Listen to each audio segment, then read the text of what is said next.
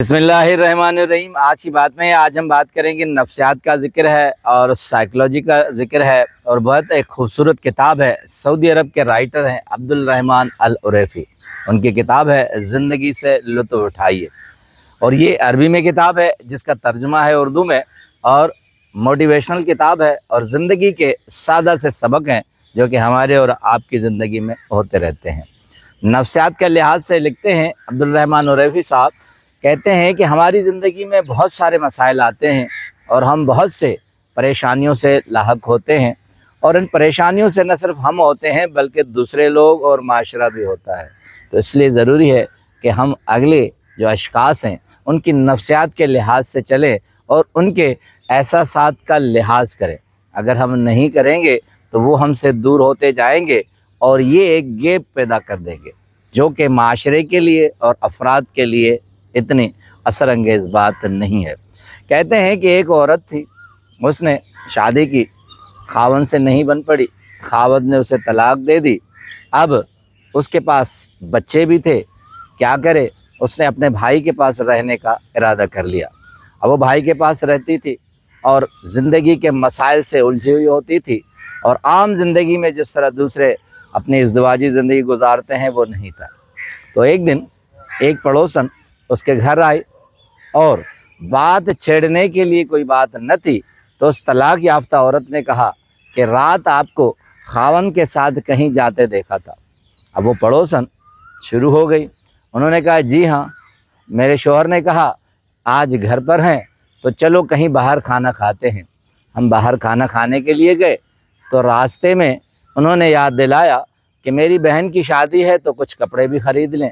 تو ہم نے کپڑے بھی خرید لیے، مگر جب جیولرز کی دکان آئی تو لگے ہاتھوں مجھے ایک چمچماتا ہوا کنگن بھی انہوں نے سونے کا لے کر دیا۔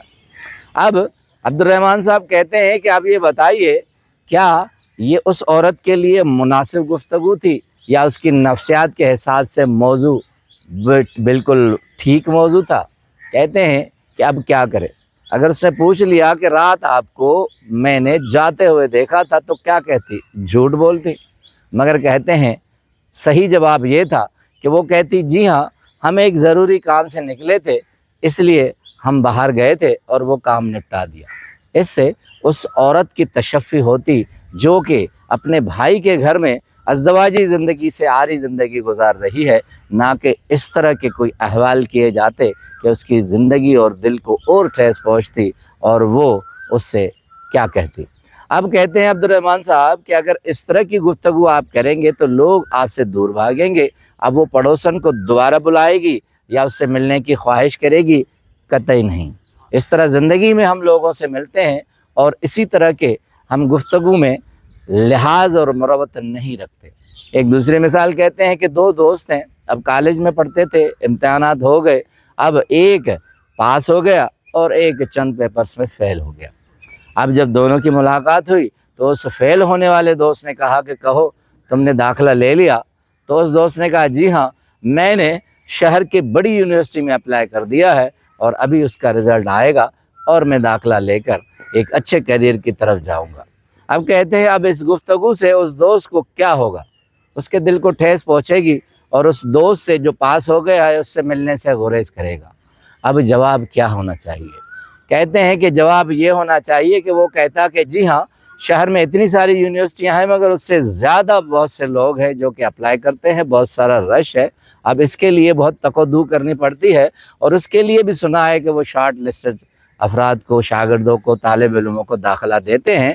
اس سے اس فیل ہونے والے دوست کی تشفی ہوتی کہ میں صرف ایک مسائل کا شکار نہیں ہوں اور دوسرے لوگ بھی اس مسائل کا شکار ہیں۔ تو جب بھی آپ گفتگو کریں کسی سے، دوست ہو، احباب ہوں، حلقہ ہو، رشتہ دار ہوں، ان کی نفسیات کے حساب سے دیکھیں کہ ان کے مزاج کیا ہے اور ان کے حالات کیا چلتے ہیں۔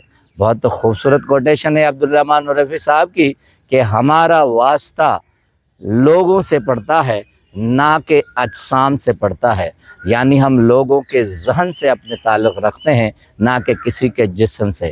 جب ہم ان کے ذہن کے حساب سے چلیں گے تو وہ ہمارے ساتھ ساتھ چلیں گے، اگر ہم ان کے نفسیات کے لحاظ سے نہیں چلیں گے تو وہ ہم سے دور بھاگتے جائیں گے اور ہم ایک خوبصورت معاشرہ اور ماحول پیدا نہیں کر سکیں گے۔ آپ کا بہت بہت شکریہ۔